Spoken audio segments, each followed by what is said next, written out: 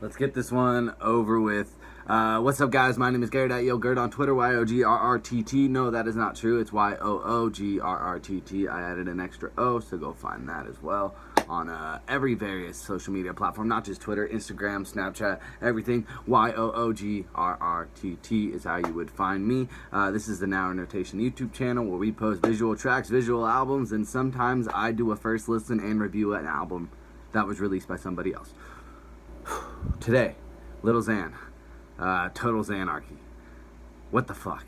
Lil Xan is a guy who I've known for, not known personally. He actually grew up in my area in the Inland Empire, but he's somebody that I've known about for a minute, but no one that I thought would ever blow up. I remember, like, there's this picture where he, like, crashed his car and I had, like, the neck brace, and that was, like, over a year ago.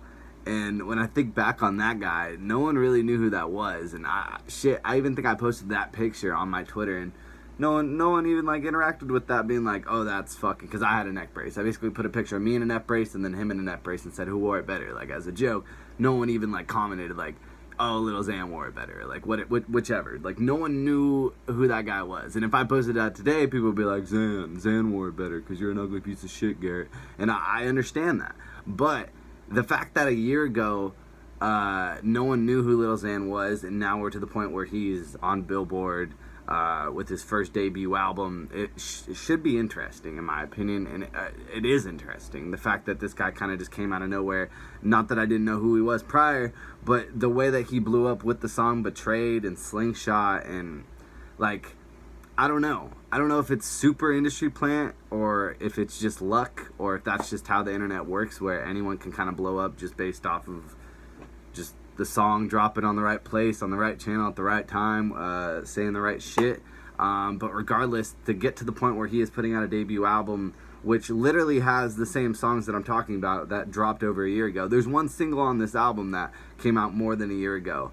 And that's kind of ridiculous, but you know, whatever. I don't think he ever thought that it'd get to this point this quickly, and but good for him. To go through the track lists, we got some features as well, but I'll probably lay those down as they come up. Track number 1 is Who I Am. Track number 2 is Wake Up. Track number 3 is TikTok. Track number 4 is Diamonds. Track number 5 is The Man.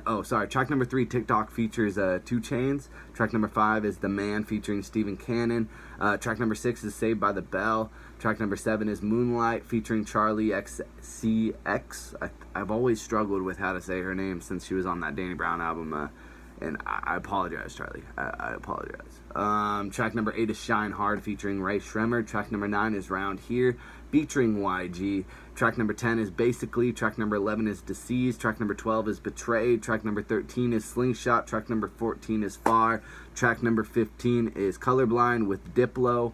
And 16 is the remix to Betrayed with Yo Gotti and Rich the Kid.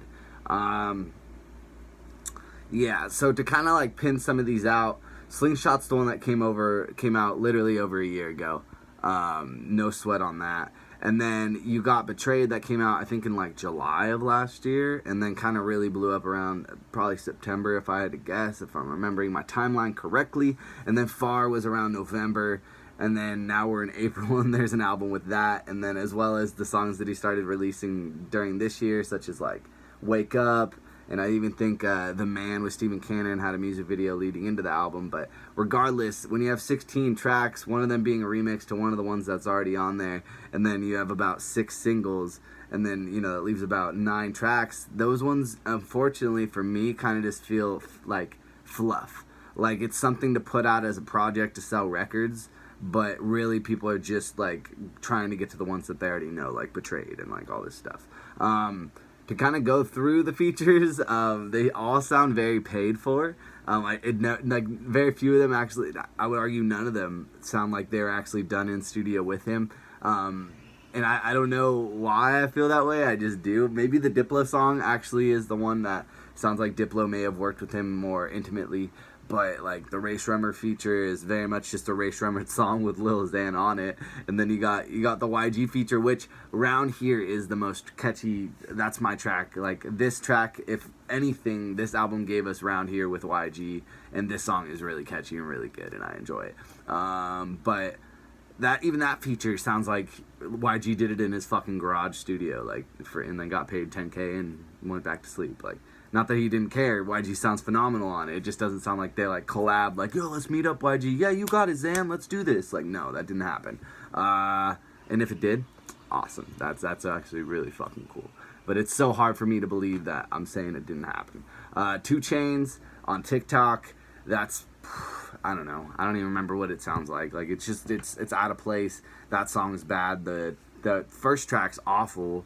I heard Lil Xan describe Betrayed as a lullaby. And I thought that was such an interesting way to look at, like,